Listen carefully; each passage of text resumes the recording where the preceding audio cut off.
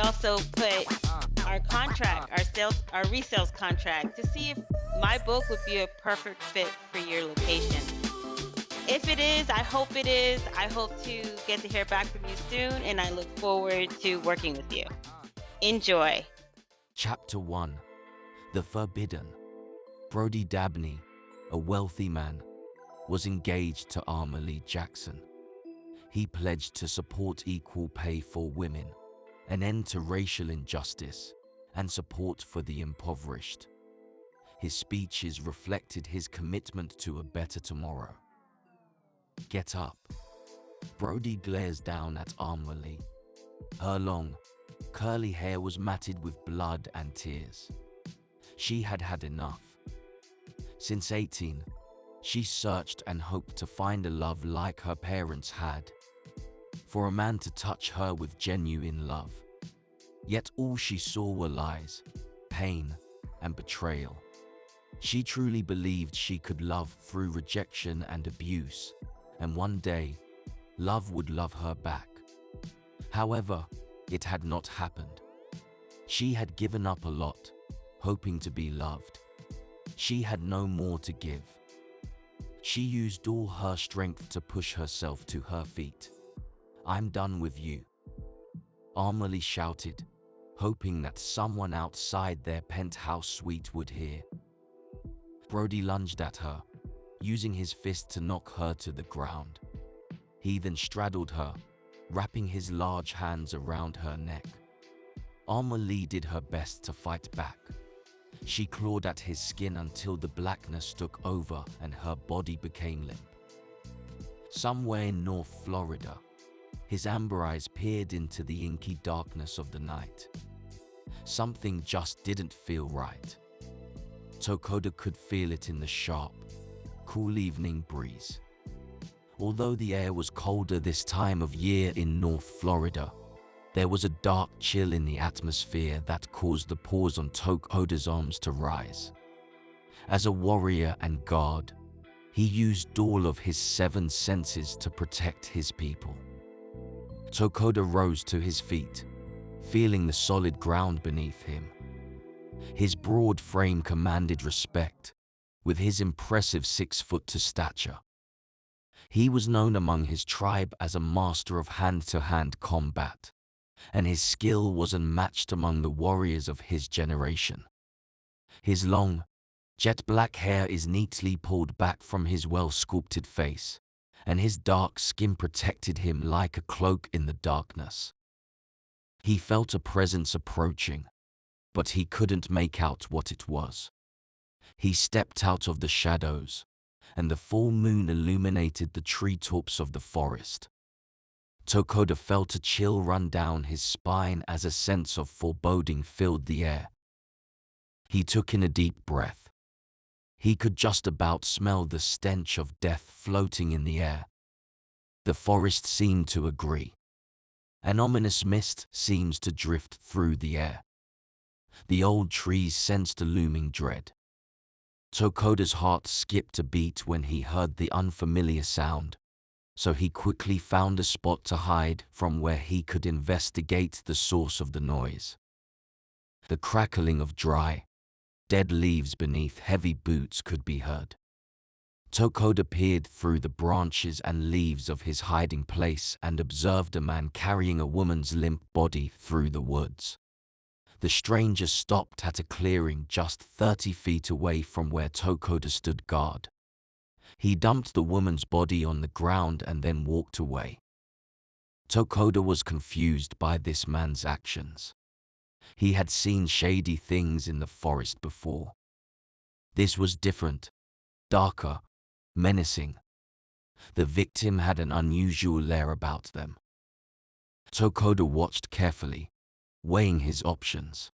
It was forbidden for anyone to have any contact with outsiders. The elders insisted on this law, yet only an elder could give him permission. Getting permission at this moment is impossible. His tribe believed in unity. Native people from the Miji, Olmec, Taino, Carlusa, Arawak, and Khoisan created a unique blend of people. Despite their differences, they all found one common belief and learned to bring their unique gifts together for the benefit of all. They formed their own community and called themselves Naiji. They all referred to this continent as Turtle Island, a term forgotten in today's world. Since the mid-1500s, they'd resisted European settlers. Tokoda's tribe joined the rebel natives, who fought in many wars against European settlers. Eventually, Tokoda's people went back into hiding, finding a rare cave system in northern Florida. In 1935, they avoided discovery by a group of men exploring the unusual Florida caverns. Still, their leader had led them deeper into the cave system and created a block, preventing further exploration of the cave. A new system was established, and the reconstruction of the cave's entrance gave additional protection. Yet, the territorial guards kept them hidden.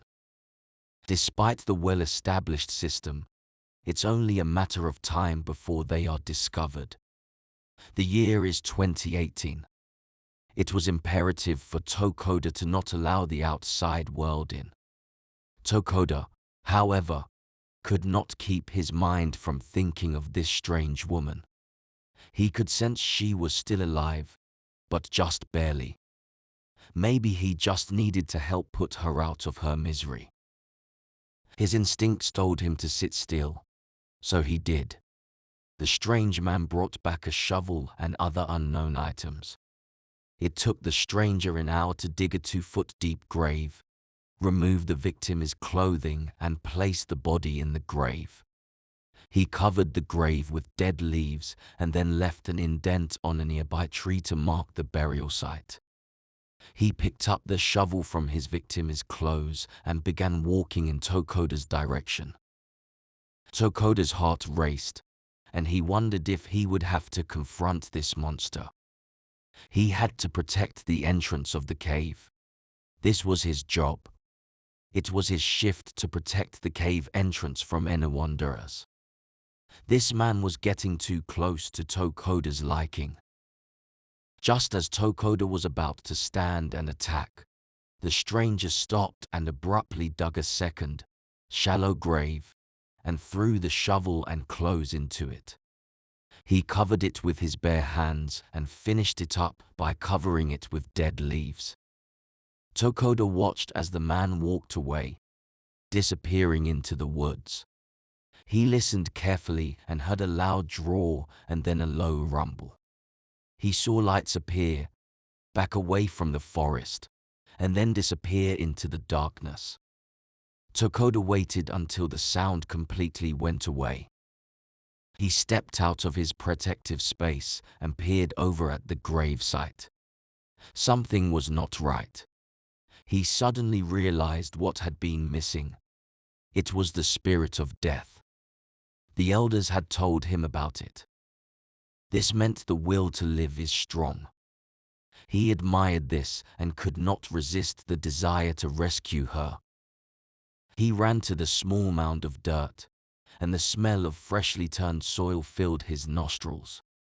As he began searching for her head, he heard her faint heartbeat, an encouraging sound that pushed him to search faster. He revealed her head as she gasped for air, only to suck in the dirt. She began coughing, and Tokoda worked quickly to clear off the top half of her body while lifting her upright to help clear her lungs. He rubbed his hands together vigorously until the friction became heat. Then the heat became a lit ball of healing energy. He placed his palm with the glowing ball of power on her back where her lungs would be. She coughed violently until she spat out all the dirt that got into her lungs. "You're going to be all right. I'm here to help you." Tokoda gently spoke to her in his native tongue. The beautiful stranger wept as he worked on removing her from the grave. She was naked, dirty, and bloody. Yet, at her worst, Tokoda could see that she was a beauty captured in its innocence. She stared blankly into the night until her eyes rolled back into her head and she collapsed in his arms. This was forbidden, bringing a stranger into their world, but he could not abandon her. She would not survive in this condition. He lifted her and carried her toward the hidden entrance. Before he could make it through the tunnel leading to his tribe, he was stopped by tribal warriors who were also guarding the entrance. This was not a surprise to him. He was expecting it. "What are you doing?" Kaga approached him with his spear pointed toward Tokoda. Kage's long dreads had slipped out of their bun, and despite being in the way, he refused to lower his spear. "I know it is forbidden, but I cannot leave her out there." Tokoda adjusted the weight of the woman's body, doing his best not to let her slip out of his hands. "Take her back there and leave her with her own kind." Kitcha held his stance boldly, just as Tokoda had taught him. "We can't allow this." His voice was firm, but Tokoda could hear the weakness in his tone. He didn't want to hurt a friend and the man who trained him. As he took his late evening stroll around the caverns, the elder of the tribe, known for his profound healing skills and prophetic insight, heard the distant echoes of the commotion. An elder cautiously made his way to the entrance of the cavern. He heard Tokoda's voice echoing off the walls, carrying the weight of the limp woman in his arms. The young men were now exchanging harsh words, and he could see Tokoda, who usually stayed quiet, was not retreating. "What is going on here?" Songa, the tribal elder, approached. All the men fell silent as the elder took his time to reach them. The warriors lowered their spears and stepped back as Songa stood before Tokoda. "I saw a man bury her, but she is not dead." Tokoda drops the words with an intense sense of urgency. "No, she is not. Not yet," Songa said, placing his hand on her forehead. "Why would a person throw away another person?" He gently brushed the hair back from her face. "Take her to the healer. The women will care for her, and then we will come to understand her purpose here." Songa stepped back to allow Tokoda entry. Songa looked at the two young warriors. Although they were doing their job, he knew where his people had come from. This tribe was still a place of refuge for those in need. Tokoda did as he was told by the elder. The healers cleansed and treated all of her wounds, horrified by what they discovered on her broken ribs, cuts, bruises, and the large handprints around her neck. She had been through a great ordeal, and everyone that looked at her felt nothing but compassion for her. This reminded them of why they had remained hidden from the world. This told them of the years of slavery they had observed. After she was cleansed and fed, she was given a sedative tea to drink to relax her so she would sleep, giving her body the time it needed to heal. As she slept, Chief Tate, along with Songa, Noshi the medicine man, Tokoda, and his parents, all sat around an enormous cauldron filled with stew to discuss what should become of this woman. Tokoda was asked to explain how he came upon this woman and what drove him to do what he did. He was scolded by the chief for putting their people in this situation. However, the elder and medicine man stood up for Tokoda and found that his actions were admirable. Songa spoke. "For generations, we have remained hidden here, but this woman was brought to our doorstep. The Creator led her killer to that spot, right in view of Tokoda, for a reason. We can't ignore this. We can't turn away a woman who could be one of our own." Why do you say this, old friend?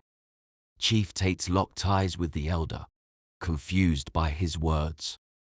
Many of our tribes have been lost for so long that the children do not know who they are. We can't ignore this.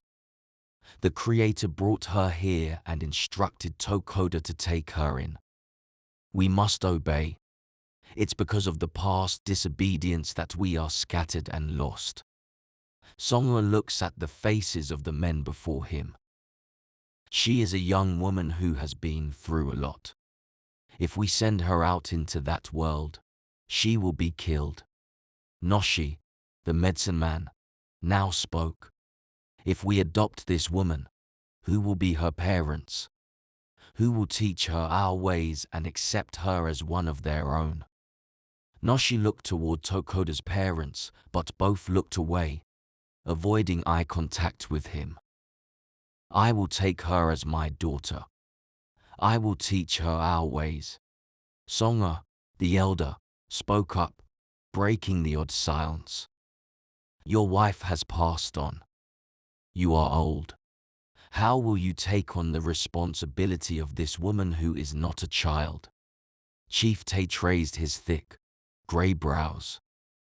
I can see in her spirit that she is longing for the love of a father. These things I can give her before I join my wife in the great after. Songa had carefully read Amahle's spirit. She also brought back memories of his late wife. Tokoda, you are the one who found her. You have the option to make her your wife and teach her our ways. She is of marrying age and you are well past it. Tate tried to find a more reasonable option for the young woman. Tokoda looked at both his parents. Each gave him a warning glare. He bowed his head and then looked at the chief. I think she should be with Songa. I am only interested in marrying a woman from my tribe. He knew his parents would not approve of him taking in the stranger. So, there we have it, Songa said. I learned her name is Amahle, and she is now of the Bear clan. He glanced over at Tokoda. She is now one of our own tribe. Tokoda got his not-so-subtle message and lowered his head. Everyone else agreed, and the chief ordered that Amahle be placed in the home of Songa. The next morning, Amahle was met with a throbbing headache that made the light seem unbearably bright. She whimpered in fright when an old man's voice called out to her, and she saw him coming closer, a wooden bowl in his hands. As she slowly sat up in her bed, her heart raced with fear and confusion. She glanced down and saw that she was freshly bathed and had a clean bandage wrapped around her. She felt the softness of the leather dress she was wearing. The old man brought the bowl close to her, and she could feel the warmth of the liquid as she drank it willingly. When she finished her drink, a wave of relief washed over her as her migraine disappeared. She felt the tension in her body release as the pain evaporated. How do you feel? Songa spoke in her language. Much better. She adjusted herself in the soft bed. Who are you, and where am I? She looked at Songa, then around the room. One of our people found you last night. You were in a pretty awful state, but you are alive now. My name is Songa. I have adopted you as my daughter. I only hope to love and protect you, as any father would. Adopt me, but I am a grown woman, and she protested but stopped. My father is dead. Her words hung in the air as she thought of her deceased father. I am not here to replace your father, but you will need guidance to thrive here. Songa offered to take the wooden bowl from her, and she placed it in his hands. Amahle fell quiet as the old man spoke. She thought about the moments that had led up to this one, realizing she was now safe. If she left this place, Brody, Her now ex-boyfriend would send one of his henchmen after her and make sure she stayed dead this time. She had no clue how this had happened, how she had been brought here, or if she would be safe here in the long run. Part of her wanted to flee, while something deep inside her told her to stay. "I don't know what to do," she openly confessed to the old man. "Therefore, I have become your father," Songra said, giving her a warm smile with a twinkle in his eye. The old matchmaker had plans. Something is not right, Amahle thought. No man smiled at her unless they wanted something.